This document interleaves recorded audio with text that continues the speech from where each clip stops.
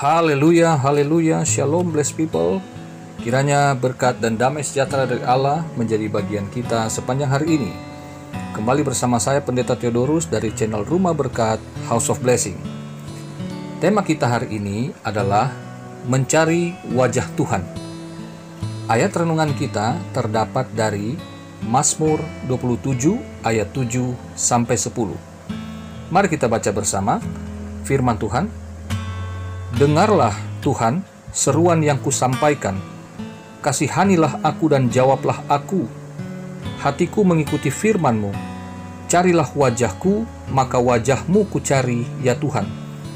Janganlah menyembunyikan wajah-Mu kepadaku, janganlah menolak hamba-Mu ini dengan murka, Engkau pertolonganku. Janganlah membuang aku dan janganlah meninggalkan aku, ya Allah penyelamatku. Sekalipun ayahku dan ibuku meninggalkan aku, namun Tuhan menyambut aku. Saudara yang terkasih, setelah saya membahas ayat 1-3 dengan tema hilangnya rasa takut dan ayat 4-6 dengan tema tempat teraman di bumi, di mana Daud dengan begitu tenangnya menghadapi musuh-musuhnya karena Tuhan ada bersamanya, dan bagaimana ia begitu bergairah ketika ada di dalam hadirat Tuhan. Tetapi pada ayat-ayat yang kita baca kali ini, terasa seperti adanya kontras dari kondisi Daud yang sebelumnya.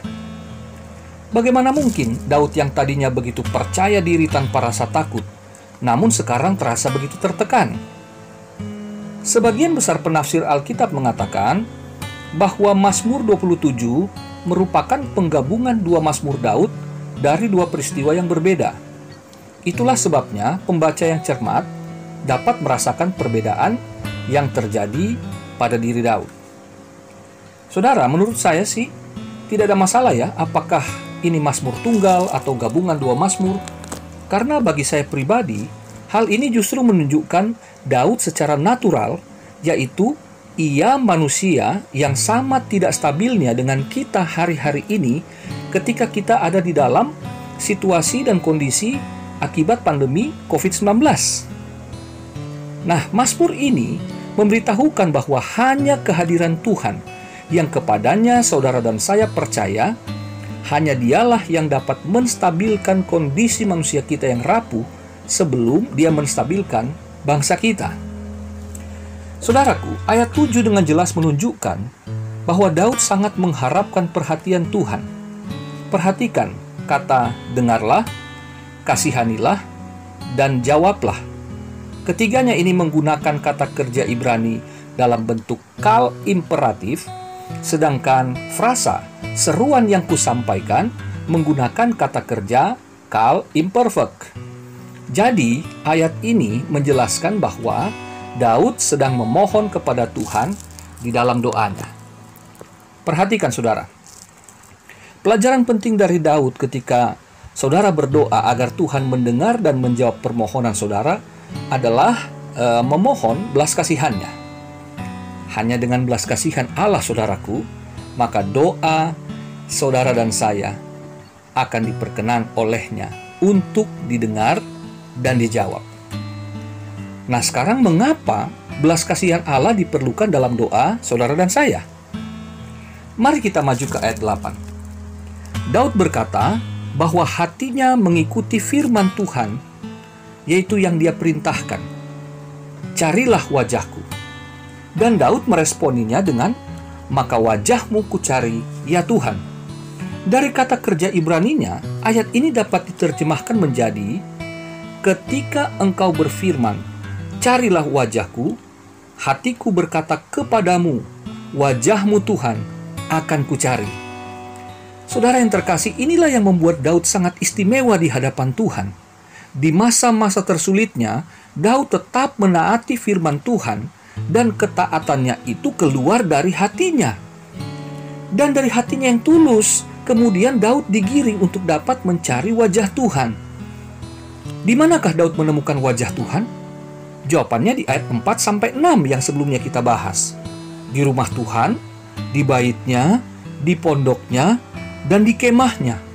Jadi, ketika Daud beribadah, itulah dia menemukan wajah Tuhan. Dalam konteks Israel, wajah Tuhan ini menunjukkan tentang orang yang punya hubungan dekat dengan Dia. Saudara perhatikan, sebagai orang Israel, Daud sadar bahwa manusia berdosa tidak dapat melihat wajah Tuhan, sebab tidak ada orang yang memandang Tuhan dapat hidup. Keluaran 33 ayat 20. Hanya kasih karunia dan belas kasihan Tuhan yang membuat orang yang melihat Tuhan itu bisa tetap hidup. Keluaran 33 ayat 19. Bagi bangsa Israel, wajah Tuhan yang ditujukan kepada mereka berarti Tuhan memberi kasih karunia dan damai sejahteranya. Itu saudara dapat lihat dalam Bilangan pasal 6 ayat 25 sampai 26. Saya pernah membahas ini di vlog dengan tema menerima berkat Tuhan bagi keluarga kita. Saudara dapat melihatnya kembali di sana. Inilah yang Daud pohonkan kepada Tuhan agar doanya mengenai masalah yang dihadapinya didengar dan dijawab oleh Tuhan. Sekarang, apakah yang menjadi pokok doa Daud? Perhatikan ayat 9, saudara. 4 kali Daud memohon dengan sangat kepada Tuhan. Nah, di sini saya tambahkan dari kata kerja Ibraninya. Pertama, janganlah kiranya menyembunyikan wajahmu kepadaku. Kedua, janganlah kiranya menolak hamba-Mu ini dengan murka. Ketiga, janganlah kiranya membuang aku. Keempat, janganlah kiranya meninggalkan aku. Keempat hal inilah yang menjadi ketakutan Daud yang sesungguhnya, yaitu terpisah dari Tuhan, karena ia merasa mungkin ia telah berdosa kepada Tuhan. Jadi bukan rasa takut kepada musuh-musuhnya, tetapi rasa terpisah jauh dari Tuhan, itu yang sangat menakutkan Daud. Beda, saudaraku, beda. Ini yang harus kita pelajari. Namun dalam ketakutannya itu, Daud mengakui bahwa hanya Tuhan, Allah penolong dan penyelamat hidupnya. Itu sebabnya ia memohon belas kasihan Allah terlebih dahulu. Ini menjadi pelajaran bagi saudara dan saya dari doa yang diajarkan Tuhan Yesus, yaitu doa Bapa kami, yang salah satu permohonannya ialah, dan ampunilah kami akan kesalahan kami.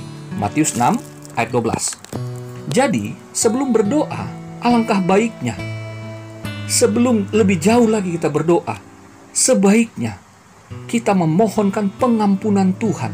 Sebelum kita memohon kebutuhan-kebutuhan kita pada hari ini, mari kita memohonkan pengampunannya terlebih dahulu. Karena mungkin saja saudara, kita ini telah berdosa, baik dengan sadar maupun dengan tidak sadar sebelumnya. Ini yang menjadi kunci sebagaimana Daud berdoa. Nah, permohonan Daud diutarakannya dengan kerendahan hati bahwa ketergantungannya hanya kepada Tuhan yang ia imani. Di ayat 10, Daud dengan tegas mengatakan bahwa orang terdekat dalam hidupnya, yaitu ayah dan ibunya, bisa saja meninggalkannya, apalagi hanya teman sekutu. Bagi Daud, hanya Tuhan yang ia yakini, tanpa keraguan. Ya, saudara, hanya Tuhan yang akan menyambutnya, menerimanya, dan menolongnya. Itulah Daud, itulah imannya. Demikian dengan saudara dan saya. Mari, saudara temui Tuhan. Ia hanya sejauh doa di tempat saudara berada saat ini. Dan di saat seperti ini, saudara tidak dapat mengandalkan siapa-siapa, sekalipun itu orang terdekat saudara. Karena ia mungkin juga terbatas, dan mungkin juga ia dalam kesulitan yang sama, bahkan lebih besar masalahnya daripada saudara. Bahkan bantuan dari pemerintah saat ini, saudaraku, selama COVID-19 ini, bisa saja datang terlambat. Dan mungkin saja apa yang diberikan pemerintah bahkan tidak mencukupi kebutuhan saudara sekeluarga. Hanya Allah yang tidak punya masalah. Ia peduli kepada saudara dan saya. Dan percayalah, Dia akan datang tepat waktu dan memberi saudara dengan berkecukupan. Saya saksi yang mengalami sendiri. Sejak saya melayani Tuhan, tidak pernah saya berkekurangan. Sedari bujangan sampai memiliki anak 2 yang telah bersekolah, saya tidak pernah berkekurangan. Sungguh, Dia Allah yang mengasihi dan setia kepada umatnya. Demikian renungan firman Tuhan hari ini. Selamat beraktivitas. Tuhan Yesus memberkati saudara sekalian. Haleluya. Mari kita satu dalam doa. Ya Bapa di sorga, terima kasih banyak atas firman-Mu, akan serial yang telah disampaikan mengenai Daud di Mazmur 27 ini. Ampunilah kami ya Bapa, jika sekiranya mungkin kami telah berdosa, sehingga membuat kami tidak merasa tentram, kami tidak merasa aman, kami tidak merasa nyaman selama Tuhan kami berdiam dalam rumah, karena kegelisahan kami akan pekerjaan yang hilang, akan pekerjaan yang mungkin berkurang pendapatannya, akan masalah-masalah kesehatan dan lain sebagainya. Ya Tuhan Allah kami, ampuni Tuhan kalau kami seringkali mungkin juga berpikiran negatif akan masalah ini. Tetapi Tuhan, kami diingatkan bahwa Tuhan hanya sejauh doa. Hidup kami, diri kami adalah bait suci-Mu yang harus kami ingat. Ada Roh Kudus dalam hidup kami. Kami hanya perlu memohonkan dalam nama Yesus, maka kami percaya Engkau hadir. Engkau tidak pernah meninggalkan, bahkan dalam situasi yang tersulit seperti ini. Kami percaya Tuhan, Engkau ada di tengah-tengah kami dan keluarga kami. Bapa di sorga, kiranya Tuhan, Roh Kudus memampukan kami untuk selalu mengingat kebaikan-kebaikan Tuhan di masa lalu, dan Tuhan yang setia untuk kami hari ini, esok dan sampai selamanya. Bapa dalam sorga, berkatilah Tuhan keluarga kami yang saat ini mungkin juga dalam kesusahan, dalam kesulitan. Rekan-rekan kami, teman-teman seiman, teman-teman segereja dan pelayanan, mereka mungkin juga dalam kesusahan. Hamba mungkin, kami saat ini tidak dapat menolong mereka karena keterbatasan.